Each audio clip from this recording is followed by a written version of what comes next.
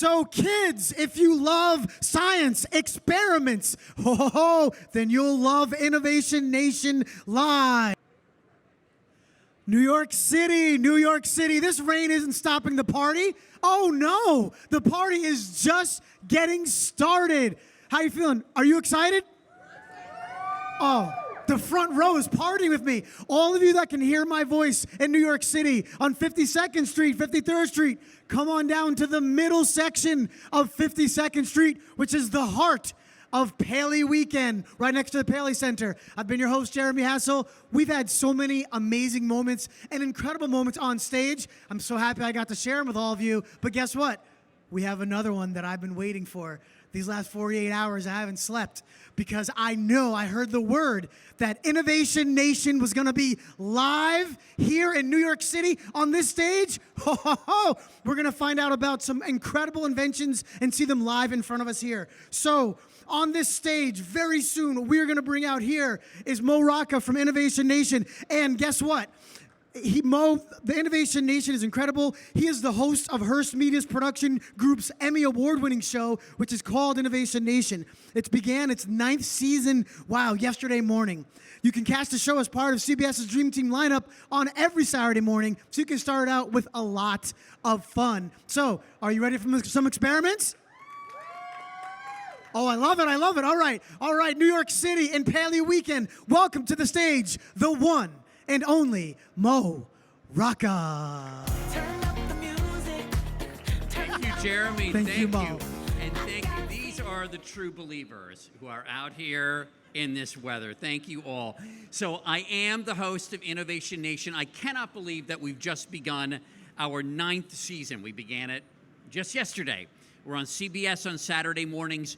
Every episode ends, I exhort the audience to dream big and don't quit. And it's so important, those two things together, because the show pays tribute to visionaries of the past and the present and the future, hoping to inspire them.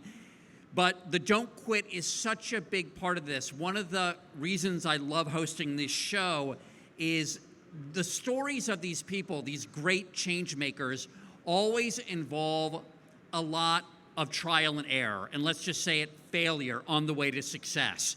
And failure is part of their success. Keep trying and keep pushing through, and I find that part of it so important and so inspiring, whether it's Thomas Edison, Alexander Sikorsky, Rosa Parks. We define innovation in a very broad, holistic sense. And I get to do the history stories out of the Henry Ford Museum in Dearborn, Michigan, of the great visionaries of the past. But I think where the show really makes an impact is going around the country and telling the stories of the people that are the current and future Thomas Edisons, Rosa Parks, Alexander Sikorskys. And so today, I get to introduce you live to a few of these visionaries, some of whom have appeared on the show. The first ones I'm going to introduce are a team, in fact, a team of brothers. So please welcome to the stage the inventors of the flip and slide humane mousetrap, Carl and Nick Rinne. Bring them out. How you doing, Mo? Gentlemen, thank you for being here. Of course. And you came with your own mics. I appreciate it, so I get to keep my hand held. Oh, yeah. I have to do this, jiu-jitsu. All right. How did it all begin? Two brothers, great inventors, innovators. How did this all start? Nick, So, thanks for passing it along to me. We originally started off in our garage making fidget spinners. You know, those things that people would use and to fidget around. And that transformed into a full business when he saw a YouTube video about a rolling log on top of a 5-gallon bucket capturing mice.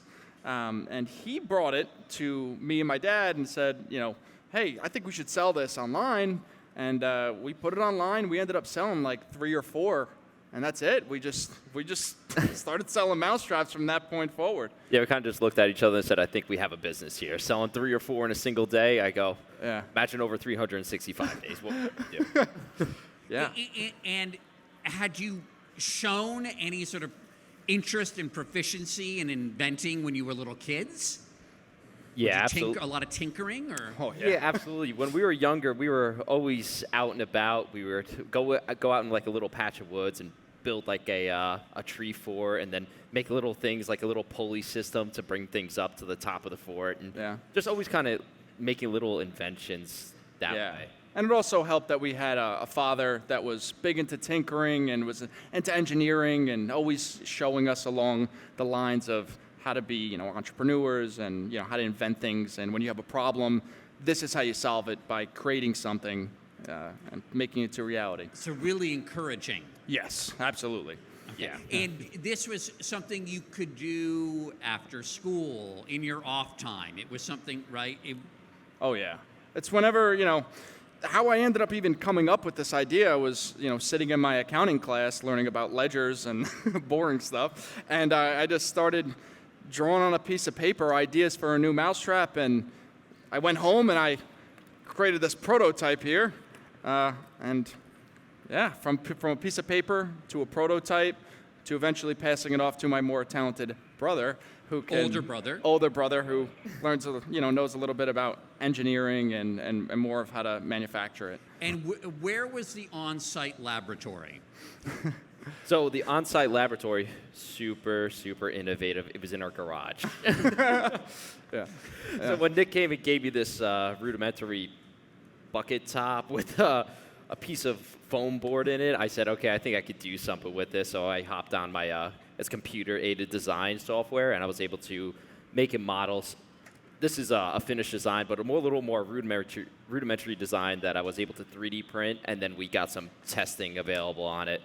And then from there, we were able to bring it into a solid block of aluminum. And like my brother said, my dad is big into tinkering, so he had like CNC machines and all these lathes. Like, he's a man of many hobbies.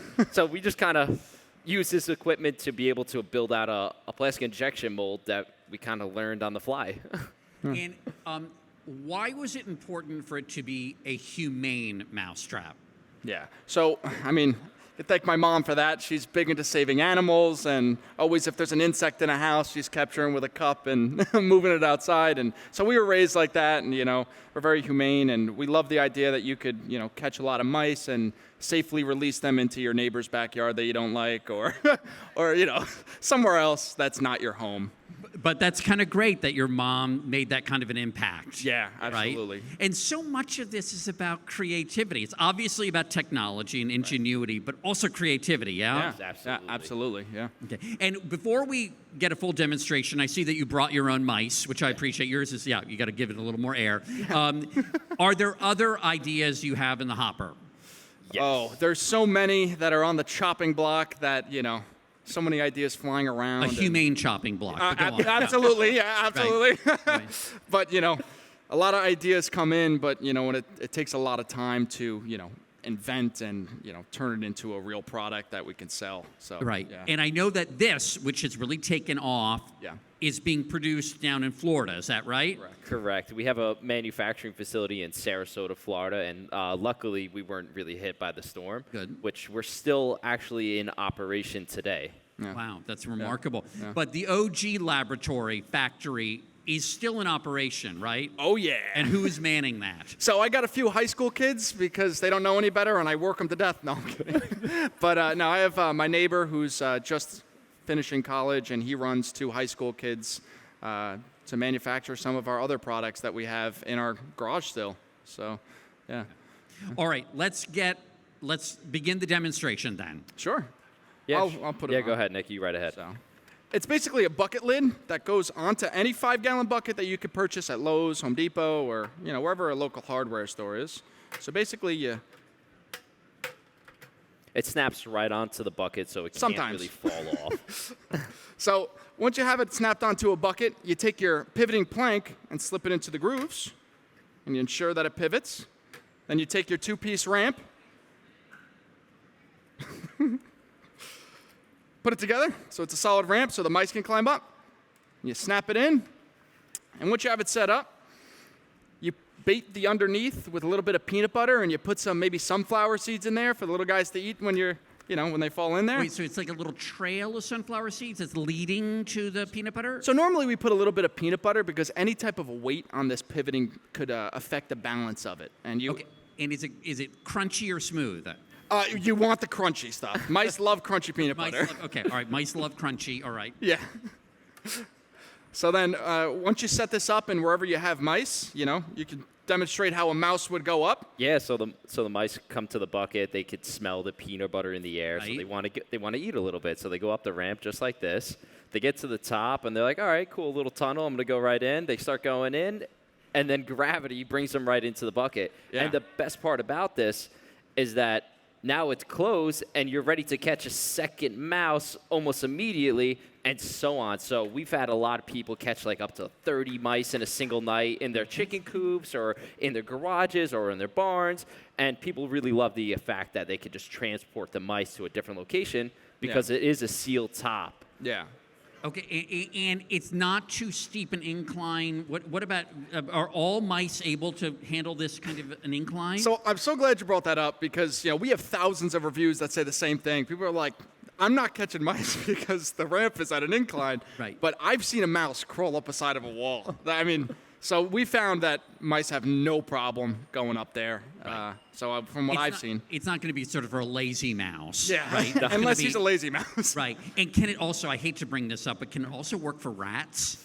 We've had clients in the past report they have caught rats in our traps. However, we don't recommend it for rats because the rats are the size of squirrels, some of them, especially in New York City. And they're going to get stuck in there, right? Oh, they'll jump right out of there. They're agile creatures. I mean, we could try to go catch one and maybe demonstrate. No.